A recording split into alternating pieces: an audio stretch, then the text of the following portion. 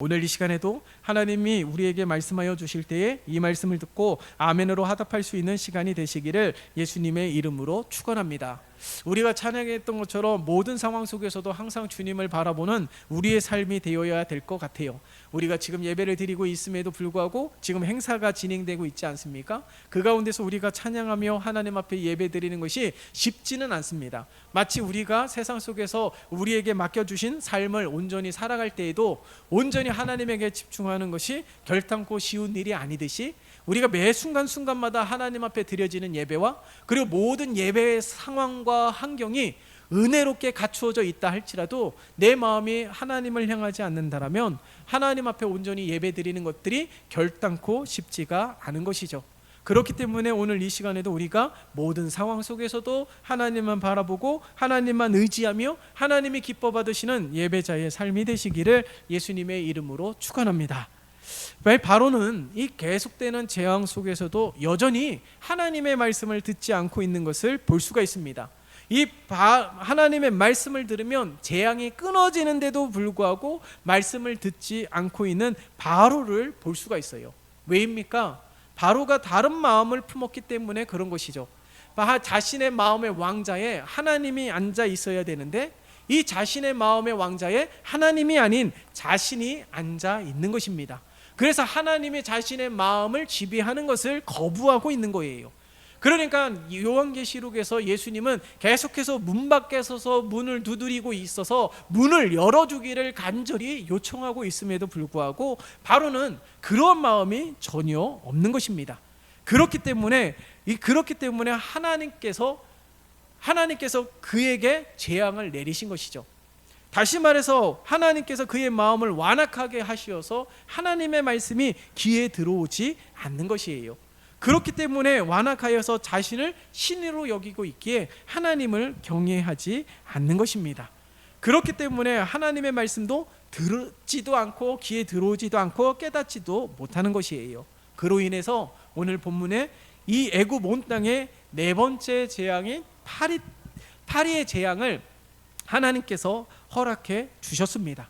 그런데 이 파리의 재앙을 통해서도 하나님의 특별한 섭리를 발견할 수 있다는 거예요. 오늘 함께 읽었던 말씀을 가만히 살펴보면 그 가운데 하나님의 오묘하신 섭리를 발견하게 됩니다. 하나님께서 뭐라고 말씀하세요?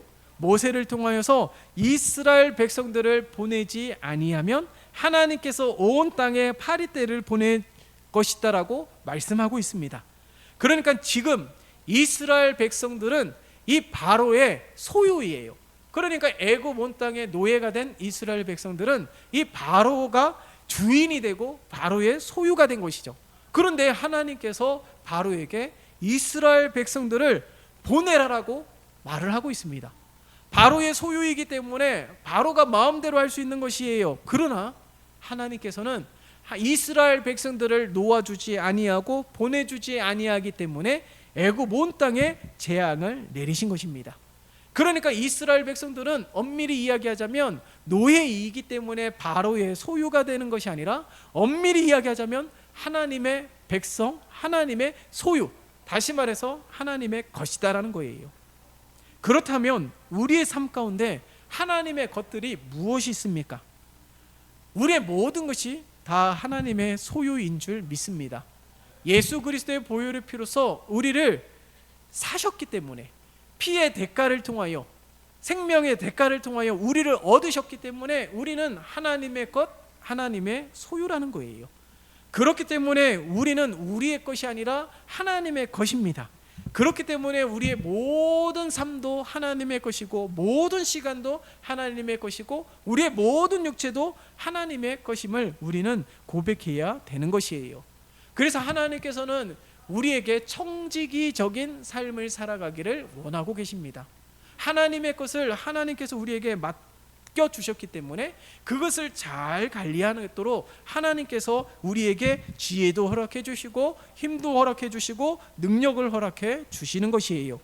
그렇다면 우리의 모든 것이 주의 것이기에 우리는 마땅히 우리의 전 삶을 통하여 하나님 앞에 드려지는 삶을 살아야 되는 것입니다.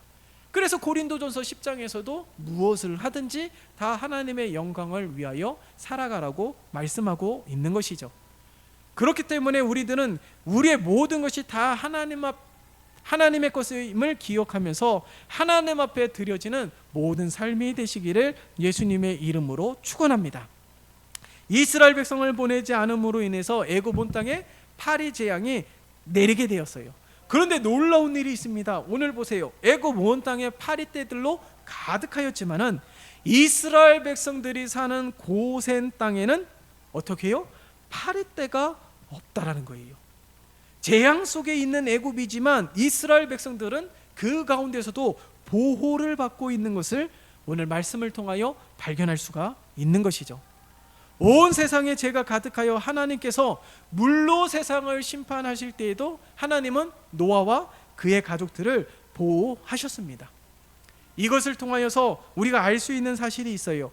심판을 내리시는 분도 하나님이시지만은 구원하시는 분도 하나님이시다는 겁니다. 뿐만 아니라 온 세상을 심판하신다고 하더라도 그 가운데 하나님의 백성들은 하나님께서 끝까지 지켜주신다는 거예요. 그렇기 때문에 우리는 하나님을 소망해야 되는 줄 믿습니다.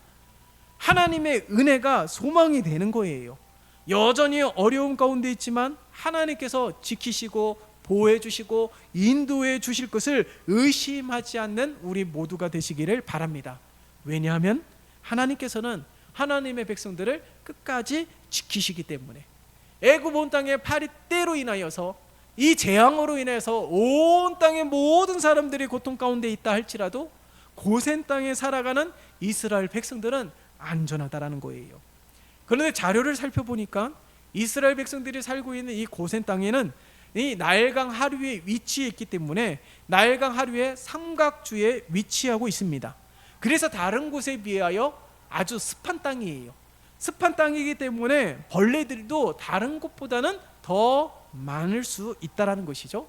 그런데 오늘 말씀을 보니까 애굽 온 땅에 파리떼로 가득하였지만은 오히려 고센 땅에는 습한 기운이 있기 때문에 다른 벌레들도 많이 있고 또한 이 온 땅에 파리떼를 허락해 주셨기 때문에 파리떼도 많을 것이다라고 생각할 수 있지만 오히려 그 땅에는 파리떼가 존재하지 않았다라는 거예요.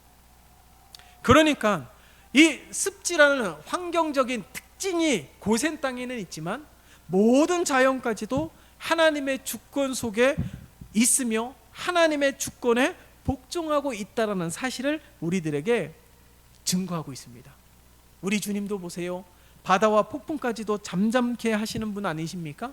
하나님의 권세와 능력 앞에 온 세상의 만물은 복종할 수밖에 없는 것이에요. 온 세상의 주인이 바로 하나님이시기 때문에. 그렇다면 우리에게 문제는 문제가 아닐 수 있습니다. 왜 그럴까요? 오히려 문제가 된다라면은 그것을 가지고 우리가 하나님 앞에 나오지 않는 것이 더 큰 문제이고 하나님 앞에 기도하지 않는 것이 더 큰 문제입니다. 하나님은 도우실 수 있는 분이시고 오늘 말씀을 통해서도 재앙 속에서도 보호하시고 구원하시는 분이 하나님이신데 하나님 앞에 나오지 아니하고 여전히 기도하지 않는 것이 더 큰 문제라는 사실을 우리는 알 수 있다라는 거예요. 그래서 우리가 일전에도 말씀을 통하여 나누었지만 성령 하나님께서는 우리가 가지고 있는 연약함, 그게 뭐예요? 기도할 수 없는 연약함. 그래서 기도를 도우시는 분이심을 우리에게 말씀해 주셨다라는 거예요. 여러분, 오늘 말씀을 통하여서 다시금 기억하십시다. 하나님의 권세, 하나님의 능력, 그것을 깨닫고 발견하는 우리 모두가 되시기를 예수님의 이름으로 축원합니다. 그래서 모든 연약함도 하나님 앞에 맡기고 모든 질병도 하나님 앞에 맡기면서 우리가 하나님 앞에 기도하는 우리 모두가 되어야 될 줄 믿습니다. 우리가 심심찮게 날마다 하나님이 우리의 기도를 듣고 계시다라는 것을 경험하지 않았습니까? 우리 집사님의 이 동료분을 위해서 우리가 온 교우들이 함께 기도했을 때에 그 아기가 건강하게 태어났고, 물론 건강하게 태어나게 하신 분도 하나님이시지만 앞으로 건강하게 지켜주실 분도 하나님이심을 확신합니다. 그러니까 우리가 기도한 모든 것들은 결코 땅에 떨어지지 않습니다.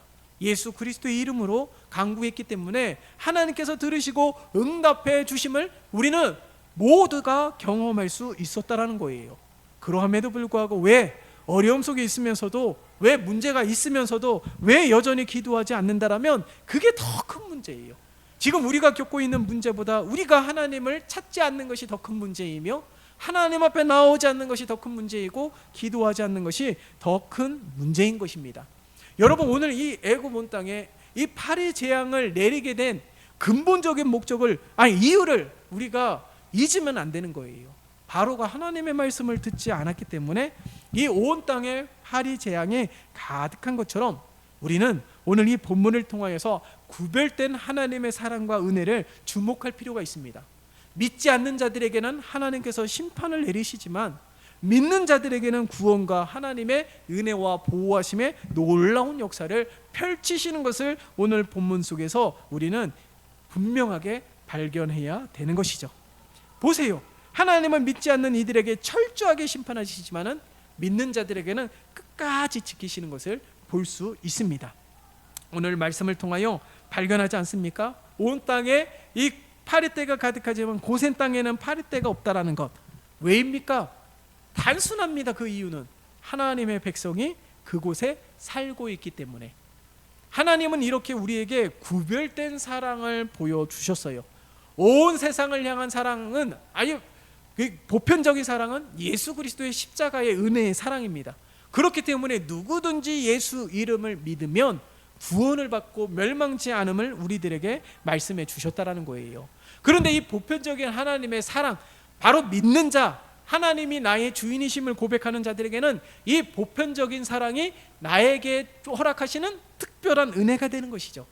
그러나 믿지 않는 자들에게는 오늘 이 본문 속에서 나오는 애굽 온 땅에 파리 재앙이 내리는 것처럼 믿지 않는 자들에게는 하나님의 심판이 있음을 우리는 기억해야 될 것입니다.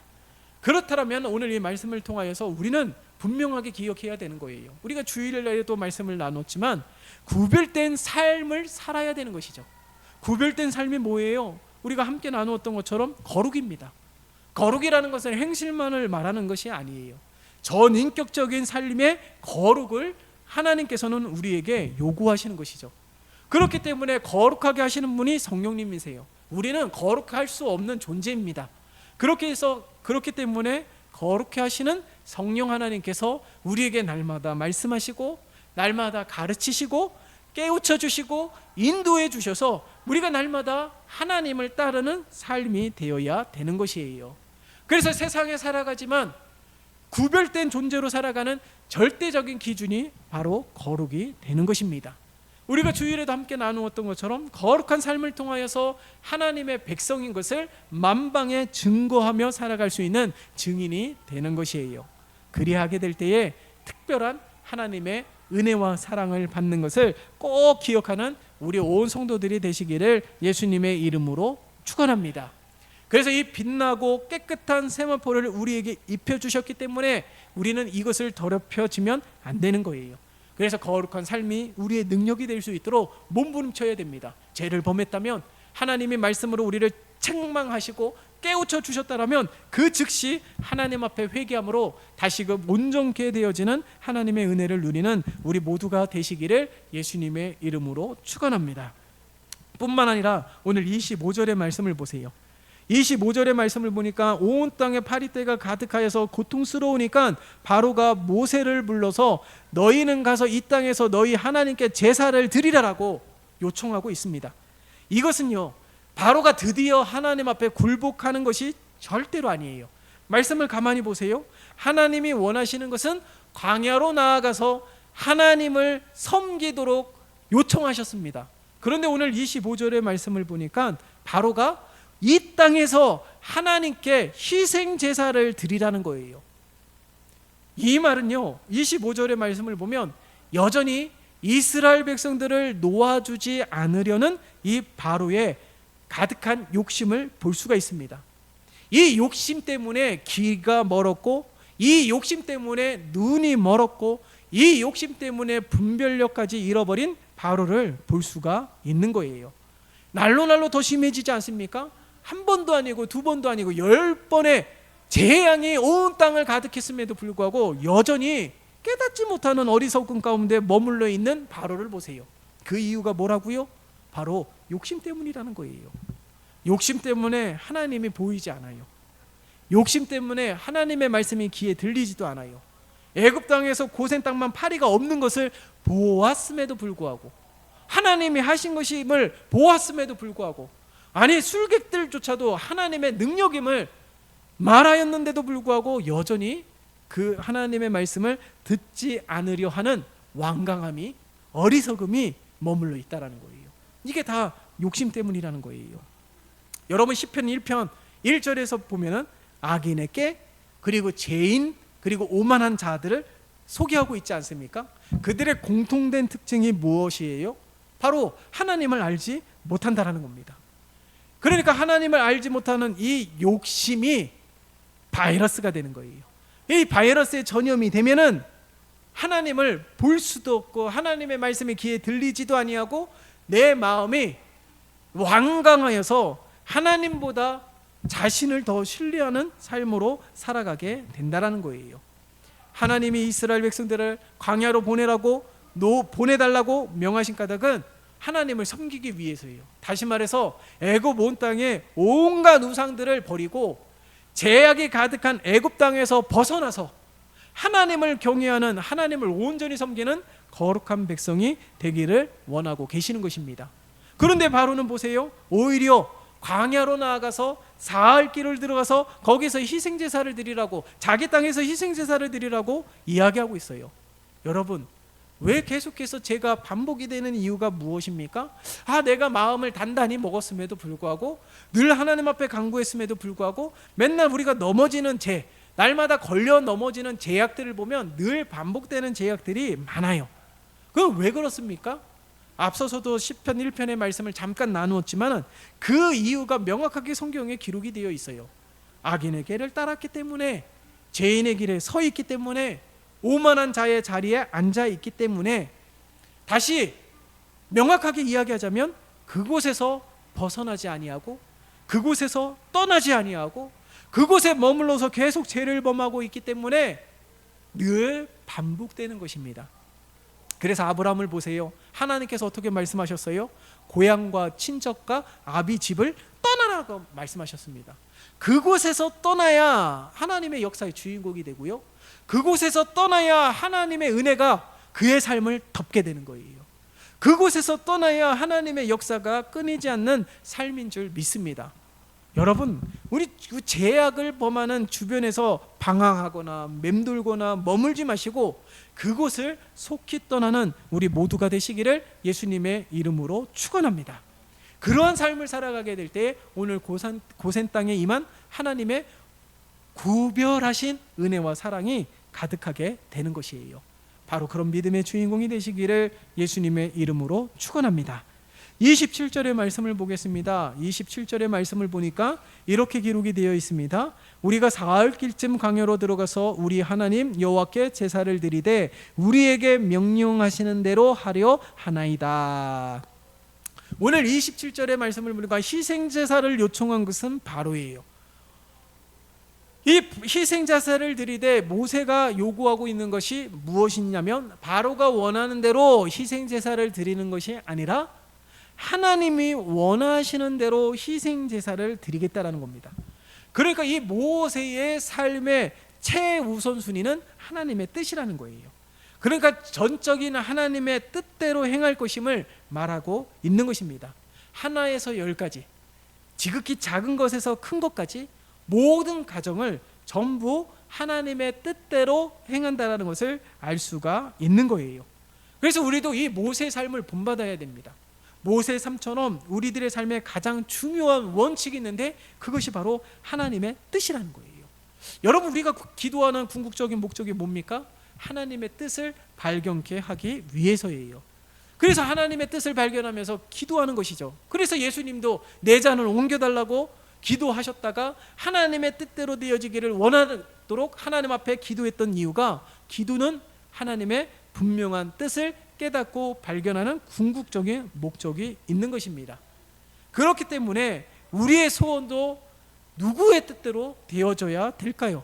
그것은 당연히 하나님의 뜻대로 되어져야 되는 줄 믿습니다. 내 뜻대로 되어지는 것이 아닙니다. 내가 원하는 대로 되어지는 것이 아니에요. 그것만이 응답이 아니라 하나님의 뜻대로 되어지는 것이 진정한 하나님의 응답인 줄 믿습니다. 그래서 우리들의 삶에 가장 중요한 원칙이 바로 하나님의 뜻임을 기억하면서 이를 위해서 늘 깨어 기도하고, 이를 위해서 날마다 주의 말씀에 묵상하고 주의 말씀을 들으면서 그렇게 믿음으로 살아가는 우리 모두가 되시기를 예수님의 이름으로 축원합니다. 오늘 말씀을 정리합니다. 오늘 바로의 모습을 보면서 가장 중요한 것을 발견하게 되는데, 이 바로가 하나님의 말씀을 듣지 않았던 가장 중요한 것이 자신의 욕심 때문이라는 거예요. 이스라엘 백성이 하나님의 소유된, 하나님의 거룩한 백성임에도 불구하고 자신의 소유로 여기고 있기 때문에 끝까지 놓아주려 하지 않는 것을 보게 됩니다. 그러니까 그 욕심 때문에 결국에는 어떻게 됩니까? 하나님을 보지 못하고 하나님의 말씀도 귀에 들어오지 아니하고 하나님을 온전히 섬기지 못하는 가운데 머물러 있는 것이에요. 그렇기 때문에 어떻게 해야 돼요? 우리는 이 욕심을 버려야 되는 것이죠. 이 욕심을 버려야지 하나님을 온전히 보게 되고 하나님의 말씀이 귀에 들어오게 되는 줄 믿습니다. 그래서 그러한 믿음의 삶이 되시고, 오늘 이 모세를 바라보면서 모세가 하나에서 열까지 하나님의 뜻이 진정한 삶의 원칙이 되었던 것처럼 바로 앞에서도 당당하게 하나님이 원하시는 뜻대로 행하기를 원하는 것처럼 우리들의 모든 삶의 진정한 삶의 가장 중요한 원칙은 하나님의 뜻대로 되어지는 삶이 되시기를 예수님의 이름으로 축원합니다. 이를 위해서 기도하십시다. 이를 위해서 우리가 날마다 깨어서 기도하고 하나님의 말씀을 들으며 하나님의 마음을 시원케 하는 우리 모두가 되시기를 예수님의 이름으로 축원합니다.